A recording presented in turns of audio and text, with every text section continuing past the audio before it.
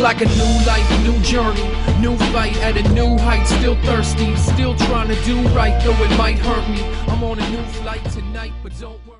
I cheated death, felt my heart beat out my chest. Deep breath, release all my worries and stress. Guess it could have been. Tattooing, there's been a lot that's been difficult, but tattooing is different than any other medium. So you got from painting with acrylics to canvas to cans to anything.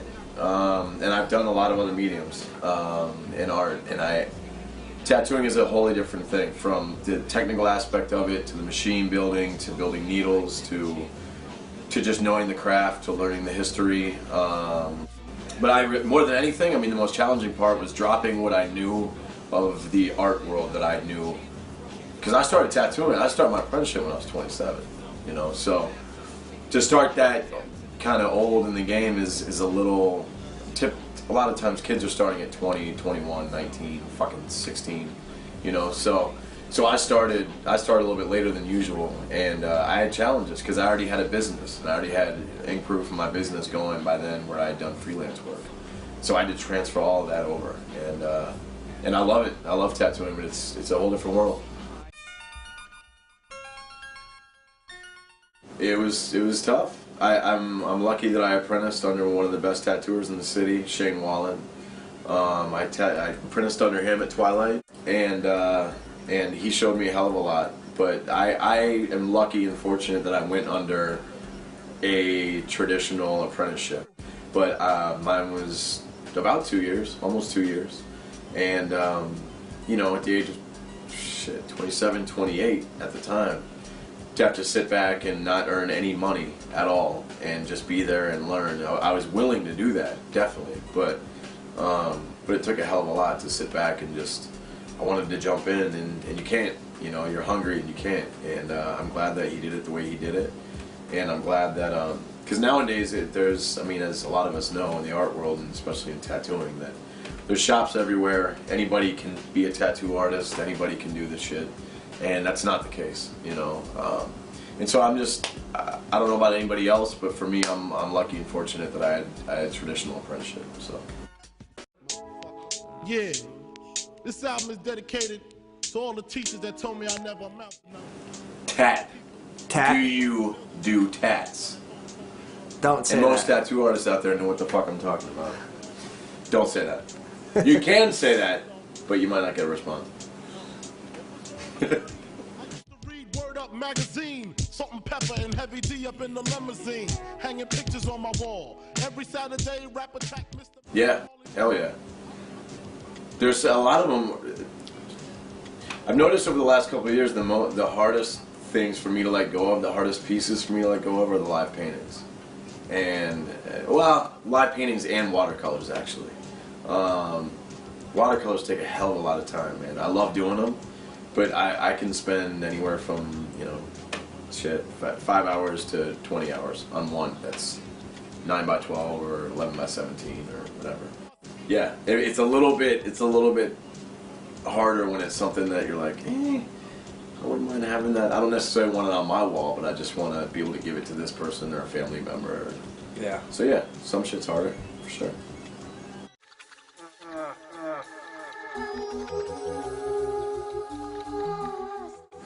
Because I'm crazy.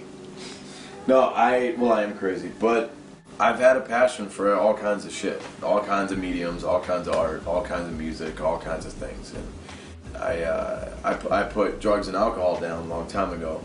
It's a whole other story, but once I started Inkproof and started my business and started really trying to do my art for a living and be a working artist, and to actually be able to eat off of that stuff, which was definitely tough for years, and a lot of artists can understand that.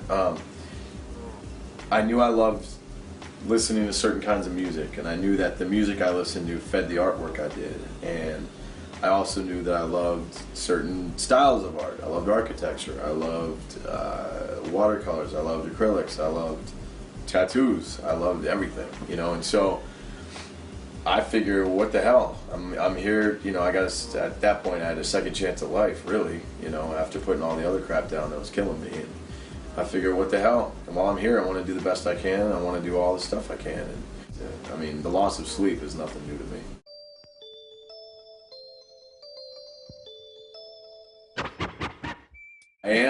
I'm a bit of a movie buff, period, but horror movies, yeah, I might watch one this evening. Silence of the Lambs is in the top 3, for sure. I like classics. I'd say one of the first Halloween, and probably The Notebook. No, I'm trying to think here. I don't know about a third. I don't know. I'll get back to you on that. The Notebook can be pretty scary. It's a little scary. It's a little scary. Not that I've seen it, you know what I mean? I'm just saying. You heard about it. Right. Next question.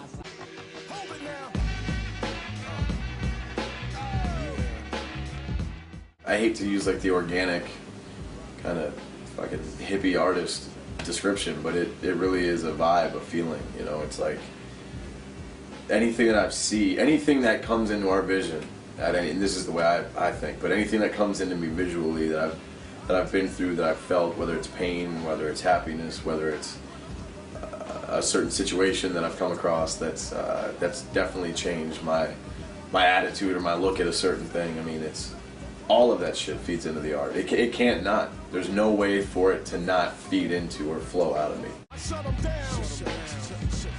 I shut 'em down. It's a joke to me. It's a joke. Anybody that's been, I mean, I went to high school from 92 to 96, right? So around that time is when I really started being into graph and doing, and I will never claim being an illegal graffiti artist for a long time. There's people that I ran with that I look up to that have always, they've done that. You know, I did a little bit here and there, and I was like, you know what? Drugs were more important, honestly. Drinking was more important. So, and a lot of them, that times like shit goes hand in hand. But for me, it was just, I was busy getting in trouble with the law in other ways. So, but anyway, so I dabbled with it a little bit, and then I kind of just kept to my sketchbook in my room and with paintings and whatever it may be. But I'm very fortunate when I went to high school in Bethesda, Maryland. I went to high school with a couple of cats that are very big. They have huge names in the graffiti world, you know, and we still talk, and I feed off of what they do, and I see their success. But it's an art form that I've always respected and loved, and to me, I know that once I started, when someone came to me the first time and said, I want you to do a graffiti-inspired mural, and we'll pay you, to say no to that based on what some notion, it's bullshit. It's a kid's notion. Like, and I've always said, like, you know, there'll always be the element of bombing, right? So like going out bombing, doing hand styles and shit, and doing things that look sick. But I'm 34 years old, man. Like the friends that I know that are successful in graffiti, that have literally gallery shows all over the world, and I'm proud as hell of them. And the people that I look up to that do graffiti, that do it way better than I can, you know. And I like to think I'm good with a can for sure, but the whole selling out thing, and here's the way I see it: if you can get paid to do what you love to do, and you're working your ass off at it, no matter what the hell it is, how can you be mad at that? Or how can you say that you're selling out? I know artists that feed their family and they started doing graffiti, and now they're in their 40s or their 30s, and this is how they make their living. So you're gonna tell them they sold out when they were bombing trains, when you weren't even a thought in their mom's head yet? That's bullshit to me, you know what I mean? And it's a childlike notion, you know, and there's lots of, I mean, I get a little heated about it because it's just like, you know, it's not, I've had to have conversations when I've done workshops with kids about it, because they think there's been this dumb thing that's been passed down with a lot of youth, unfortunately, that there's always going to be the rebel aspect of graffiti. But there's also now, thank God, it's a good thing that now it's been brought into galleries, it's been brought into the professional world. There's guys in suits paying millions of dollars to a guy because they respect and they see what it's worth. It's being respected now. So if somebody could keep it real when they're, 40, living in their parents' basement because they didn't want to sell out and they're just doing stuff in a sketchbook, or doing black book stuff, and I don't respect that. You know, to me, that's just you're being stubborn, and you're not understanding what it's about. You know, and some of the best people I know are artists that live off of what they do. They eat off of what they do, and 9 times out of 10, whether it be me or a graffiti artist that strictly does graph, they can be up all night doing paintings or whatever it doesn't just stay with walls or trains. I mean, they could be doing, and they're up till 5 in the morning, getting up at 8 o'clock the next morning to go to a meeting with this museum or this firm or this architecture. It's a business, you know, and if people do it, you know, the way they want it, so. Yo, what's up? This is Tajay of the Mighty Soul. No, I wouldn't say so. Tattooing is definitely been my biggest love over the last, you know, group of years, and it will be for a while. But it's something that I've always been interested in since I started being an artist, and since I've had the chance to actually be tattooing for a while professionally, it's opened my eyes to a lot of things with the art form. And I'm 5 years in, I'm still young in tattooing. I mean, I know that I've been doing it long enough to know something, but and I like to think I try my best with it, and I wake up knowing that I always have a hell of a lot to learn in my art, no matter what it is. But with tattooing, I mean, I don't think it's the end. I think that it's definitely the beginning of the career in tattooing. But no, I don't think it's the end as far as art forms and what I want to keep doing. I like to think I've always been an artist. I mean, I've been an artist since I was 5 years old, drawing on my parents' walls. You know, I mean, I know that. I always loved it. And the first thing I drew, which is my mom still has, a little Smurf with wings, and a little Smurf that I think I freehanded that joint. But I knew probably when I made the decision, I was going to Minneapolis College of Art and Design. I remember it was like over a period of a month, and I was frustrated as hell. I mean, I'm talking like, you know, 24, 25, like lots of kids have done, and just digging in my couch for quarters to get food, you know, and knowing that this was leading somewhere. I didn't know where, I didn't know how, and it wasn't like, you know, I'm not a religious dude, I am spiritual, but I knew that I was being led to something, and I had years of living like that. Like they say, the struggling artist, like I lived that shit. You know, and I lived like knowing it was getting somewhere, doing so many free jobs, doing things just to get in the door, flying to New York and I love doing it, but you know, that's what you have to do, you know, if you want to make this a career, you know. And there's a couple of the first mural jobs or CD cover design joints I did. Those jobs were kind of the pinnacle for me, probably around 2003 or 4. Probably when I was like, I can make a little bit of money with this, you know. And it was a little. It started as a little, you know. Yeah. Paying bills off art. God damn. It was rough, man. It was rough for a little bit. So I mean, professionally, I've been doing it for, I don't know, about 10 years now. And like really professionally, probably like 7. And really, I mean, it's when I started doing a little bit more live painting with a lot of musicians and hip-hop acts, and a couple of CD cover design pieces and whatever it may be. But it was around 2005 when again my professor said, you know, you're already kind of living off your artwork. I remember there was it's actually an article right there, but I did a show and they did a piece. I was grateful they did a piece on me in the Tribune in Minneapolis, and that got me a little bit of exposure and whatever it was, and that was cool. And my professor one morning saw that, and she called me over and she was like, what are you trying to do here? Like, you're already you're promoting, you're already doing your stuff. Like, are you trying to get a degree to work for somebody as a graphic designer? Because that's not what you do, obviously. You do everything by hand. So once she talked to me, I was like, shit, I gotta make some decisions here. I figured I'm just going to try to make a name and do what I do and do it the best I can. And so that's when I quit school and I dove in with Inkproof and my business and my website. And honestly, I just got out there and I hit the pavement and I started doing all the jobs I could. And I literally was lucky. I can use the word lucky because I am lucky and fortunate, but I also put a lot of time in. Like, I put a lot of days and weeks and years in. People that know me, my good friends, know how hard I worked to get to where I'm at, but they knew that, I mean, it wasn't like a lucky break I had, or, you know, someone hired me it was like, and I work for myself. I mean, mainly, you know, I mean, I'm, besides, you know, at the tattoo shop, I work for Shane, but for my business, I'm it, you know,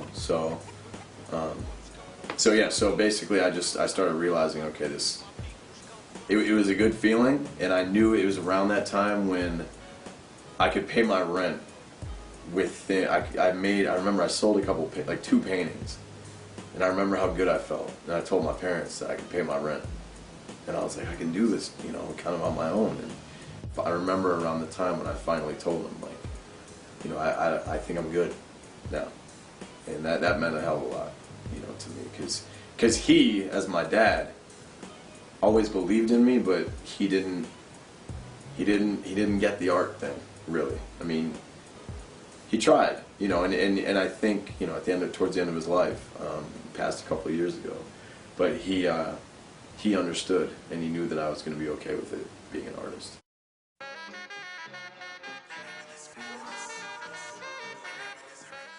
You aren't owed shit. You aren't owed anything until you earn it. Anybody that's successful or had success in some form or another in their creative field, you need to earn what you get. And it takes a hell. Some people get lucky breaks, and that's cool if that's their deal. But for me, you always learn from struggle and from striving to get something and falling down 100 times and getting back up, and then seeing the light and falling down. And I had to do that for a long time, you know. So for up-and-coming artists, I'd say work your ass off. You have to know that it's okay to mess up in your own head, as long as you're messing up. You're the judge, you know, and everybody else isn't even necessarily the jury. They get an opinion, you know, and they get to either buy the piece or not, or enjoy it or not, and that's cool, you know. I mean, art's subjective, and to me, I know that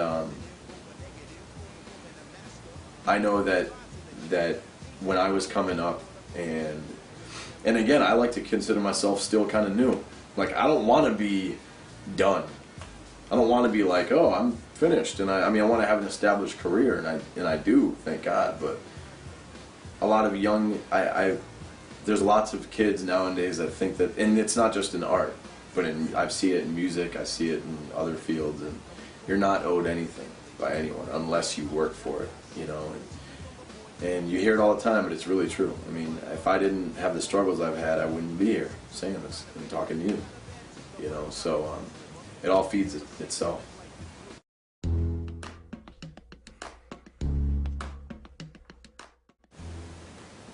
There's a lot. First one's getting sober at 21. I got clean, and that, I mean, I almost look at that as I started over, and then I really started doing my artwork for real then. But my dad dying in 2010, that's changed a lot. That's changed a lot with my art. It's totally fine the way it is. I mean, him dying was the hardest thing I've gone through in my life so far, besides getting clean, but it's impacted my art in a way where I've seen it getting better, my artwork, and I've heard it that people think it's getting, you know, this is looking nicer here or there. And you'll always have stuff you're not happy with, but that's, I mean, shit, it's the way life goes, you know. But I see internally, I see my drive. It changed. Something changed once my father passed away, and that's a good thing. What's hip-hop? Honestly, hip-hop had a huge part of my life. and anybody that knows me well knows that, you know, and I'm proud as hell of that, you know. Hip hop, there's something when I first heard Run DMC, when I first heard Common back in the day, when I first heard, you know, when I first heard Eric B. and Rakim, and when I first heard Third Bass and Digital Underground and all, and that stuff came a little later actually. Right now, people that know me too, I'm still in old school. Let's ask this question. I still what like 92 to 95 is my shit. But I could go, I mean, I can bounce all around, but to me, mid-90s hip-hop to me, and again, I'm from the East Coast, so I love all different things, but there's certain things to me that will always reign over. Black Thought, still my favorite MC. He's still my top MC, he's still, the roots are, and anybody that knows me knows that. I mean, and if he ever sees this, one group I want to paint him. But I still listen to, I mean, Nas, dude, there's all kinds of groups. I mean, people that I love right now, I mean, I love a lot of local stuff too. I really do. I love Brother Ali, I love, and I know it sounds like a cliche thing because I'm living in Minneapolis, but I listen to these dudes. I like Brother Ali, I like, obviously, I love Atmosphere. My good brothers, the Unknown Prophets, I listen to them a lot. I listen to all kinds of people, man. I'd say right now, I mean, there's no like new MCs that I'm really going nuts over. I honestly think, and I'm not like an old school head that's angry at hip hop, that's, you know, but I think, to me, I've always loved the DJ and DJ Premier, Gangstar, that stuff's classic to me. Yeah. I could listen to DJ Premier, you know, just mix and blend stuff for forever. Now tuned into the motherfucking greatest. Turn the music up in the headphones. Tim, you can go and brush your shoulder off, nigga. I got you. Yeah. There's a lot of them, man. There's a lot of them. I'm lucky. I'm definitely lucky. But I would say that the first thing that comes to mind, and there's a lot of them, and I love and thanks to everybody I've had a chance to work with, for sure, but the first thing that pops in my head is the man who invented turntabling. When Grandmaster Flash did a couple of shows here in Minneapolis, and my boy Beecher at the time got me hooked up to do the shows and do live painting there, and I had already been doing live painting shows around the city here and there for different artists, and Rock Rada and some other ones. And so I went this one night and got set up, got everything ready, and I did the painting, and it was pretty crazy, man. It was, his assistant was videotaping his tour at the time, and to me, I'm sitting there going, "This is fucking Grandmaster Flash!" Like, and the show was crazy. Like the what he played was insane. Like he had that whole place, and all ages and mainly older, you know, people our age and in their 40s, and because he's, you know, he's probably mid-50s by now, but the dude invented turntabling, you know, to a certain degree. I mean, there's people that might argue with that, but he did. Yeah, I had stayed in touch with his assistant. I showed him the painting, and then I mailed him the painting. I had about 20 seconds to talk to him after the show because he had to go to the hotel. And I had to get past his security and do my little, thinking in my head, like, all right, what do I gotta say? I gotta sell this thing quick, and because really the goal is to work with him later, you know, and to maybe do something for him. Because, I mean, him and a lot of these other artists that I've had a chance to work with, I love their music. I listen to their music while I'm doing artwork, so why the hell not combine it? Makes sense to me, you know. And so anyway, so I got to talk to him, sent the painting out. He left me a really nice voicemail when he got the painting at his house in Long Island and thanking me. And that, for a hip-hop kid, like, who's always loved the art form, was like, something's happening in the world right now. Like, if Grandmaster Flash is calling me to say thanks about a painting, you know. Doesn't matter what the hell. You could say, hey, I think your painting sucked, and I'm still, you know, it's Grandmaster Flash. So, did that, and then, so then, fast forward a couple of months, I'm out in California, and, or maybe it was North Carolina, somewhere. Yeah, it was North Carolina, and I got the call from his assistant, who I'm friends with, that said, I'm in the studio with Flash, and I heard Flash in the background. What's up, Chris? And, you know, and that was cool. And about a week later, I talked to his manager that night. She was really cool, and he asked me if I could come out to his house while I was recording his album. That's what this is. It was his last album with a bunch of artists on it. It was called The Bridge. I was on cloud 9, dude, and I was like, this can't... I remember being in the shower, I'm like, what the fuck is happening right now? I'm gonna fly out to his house and hang out with him. And so, you know, and it's definitely not an ego thing, man. It's I'm happy, I'm proud, but because I worked to get there, but it was more just like as a fan, I was like, this is crazy, you know, and I really was. So fast forward a week, I get out of the cab, I'm in Long Island, I'm with his assistant, we go to Pearl, to the art store in Manhattan, and I get all my stuff, I got my backpack on and shit, and I'm running through, and we run through the metro, and we're hopping gates and shit, and I get to his place, and he comes out of his house, his hat turned around, but he comes out, pays for the cab, and he's acting like I've known him for 5 years. I'm like, this shit's crazy right now. Like, I'm about to... And the one thing I remember is he's the first person in hip-hop to be inducted in the Hall of Fame, in Rock and Roll Hall of Fame, which I remember seeing on VH1. I remember thinking, I wonder if his trophy's like... I remember seeing it on TV. I wonder if it's like... Where is it? On his mantle? Is it on his kitchen counter? Where? And so I walked in and I saw it. And it was... I don't want to... You probably wouldn't want me telling people where things are in his house, but it was amazing, dude. I got to see pictures and to live a lot of like hip hop history, looking on the wall and looking around. And I remember I tried to pull my camera out, and I was just excited. I wasn't trying to put him, you know, put his life out there or anything, but I was excited. And my boy at the time, his assistant's like, hey, you probably don't want to do that. Put the camera away. You know? I'm like, I got you.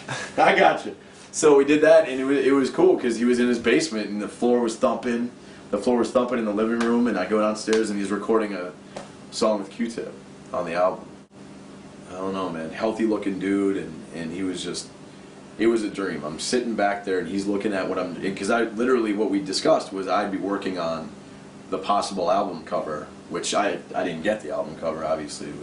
And he thought that I might not, because his label was out of Germany at the time, and they wanted his face on it. So obviously that happened, but I'm sitting there working on it, and he's giving me feedback, and I'm just drawing, and I'm sitting there, like the organic elements that were in his house of hip-hop at that time. Like I was sitting there drawing out graph pieces and doing this stuff, and he was recording, and he had the engineers in there with him, and the engineers kept coming up for air, basically, and they were like, man, we've been working on this one song for 10 hours. He's not happy with it. I remember him giving me shit. He leans over my shoulder and he goes, hey, get that off the table, man. What are you doing? Like, he was like, you can't have that on the table, man. Who the fuck do you think you are? And I'm like, oh my God, man, I just pissed off Grandmaster Flash in his house. He's going to kick me out. And he looks at me and goes, I'm just kidding, man. I'm just kidding. And so we're hanging out, and I'm in his bathroom, and I'm, you know, taking a leak, and I'm looking through the camera. I'm like, what kind of shampoo is Grandmaster? You know what I mean? It was dope. It was fun. It was a dream. I mean, that's the top, and then there's been tons of experiences to go along with those. Hit me hard now. Ladies and gentlemen. I think it's great. I think in lots of different forms. I mean, you know, not only is it a huge music scene, obviously, for hip hop and for other things, but I think it's a huge art city. You know, it's my honest opinion that I wish there was more funding for art, personally, and personally from people and through government and state funding. I wish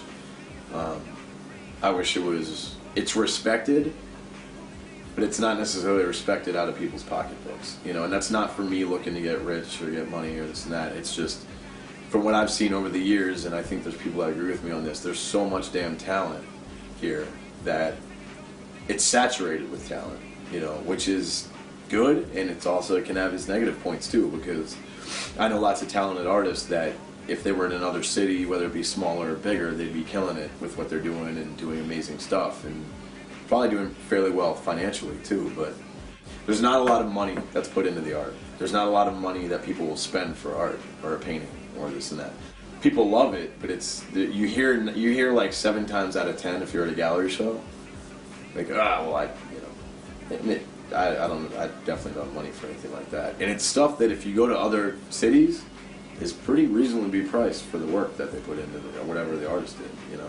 So that's kind of tough to see, but as far as the art scene, there's tons of great artists, there's tons of great drive in the city, you know, and something that's really cool is in 2000, like when I started, when So Supreme, Jason, when my friend Jason and I were at First Avenue, and I was painting live, just live for their hip hop night every Friday night at First Ave in the VIP room, and then around. That was fun. That was a lot of fun. But then it was, I saw live painting here and there when I started doing it in like 2002 or so. It was still, from what I saw, it was still fairly new in Minneapolis, and now you can see it all over the place, and that's cool to see. You know, I see it on flyers all the fucking time, and it's like, wow, who's that dude? Who's that? And I love checking out people's work. It's cool.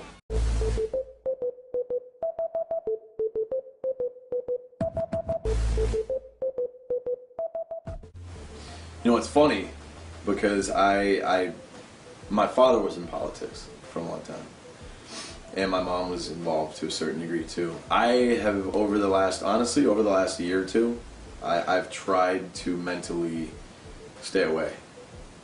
I don't get that involved. I'm realizing more and more, and that goes not just for politics for me, but that also goes for news and media. And a lot of it's, it's not a cop-out at all. It's the fucking truth. A lot of it's so negative. But to me, I've stayed out of it on purpose, and it's been good for my psyche, and it's been good for my attitude, you know, because at the end of the day, I mean, shit. I mean, everybody knows that if, you know, politics and war weren't involved in a lot of things in life, we'd be a hell of a lot better off, you know. But I vote. I mean, I do my part. I vote, and I'll have an opinion if someone wants to ask me. But that benefit was from a friend of mine, Ben Henning, who is a really, really good dude. That I was honored that it just happened to be an Obama benefit, and I knew that the piece would be different from anything I had done this year, because it would be a collab with Carrie, and it would be a glass piece, and I just sketched out these letters that said "Live your life," and I did this just kind of like red, white, and blue kind of drip heading down the glass, and it meant something to us.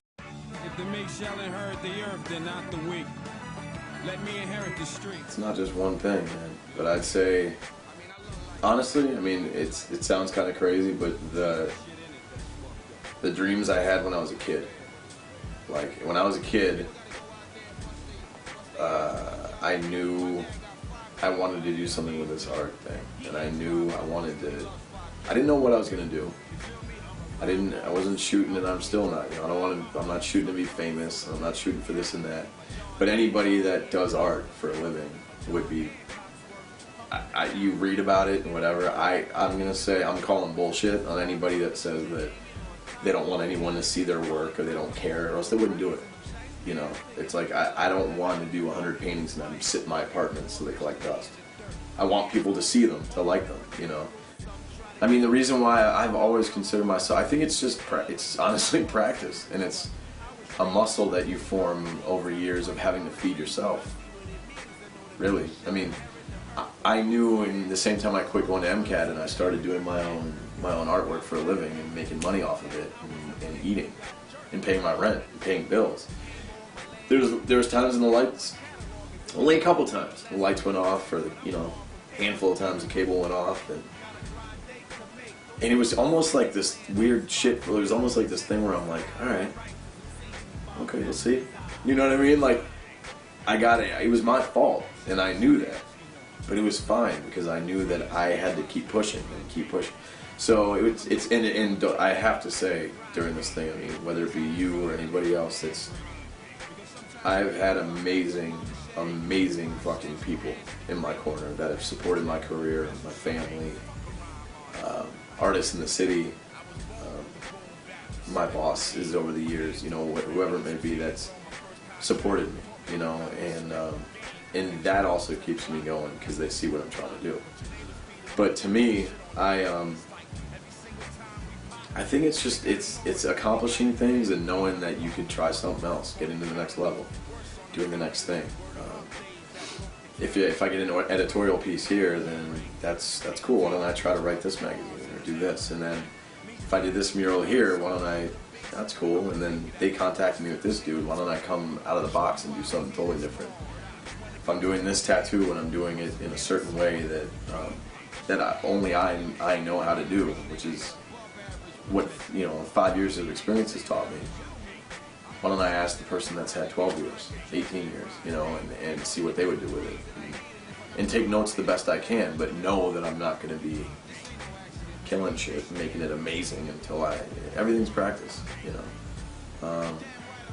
But to me, it's constant drive for being better, doing better, And I think the other answer to that is doing it with dignity, where when I feel like I'm not doing great in it, still holding my head up high and being like, you know what, but at least I'm doing it.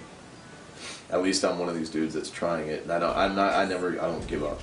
I'm not going to give up on it unless my hand falls off or, gets cut off in a sword fight, which I get into sword fights a lot in public. Don't take that the wrong way. We can edit that part. Unless my hand gets cut off or something like that, I'll win with my left hand if I have to. My great grandmother was a pretty famous artist, and it's what I'm supposed to be doing. I don't doubt that at all. But to me, I'm not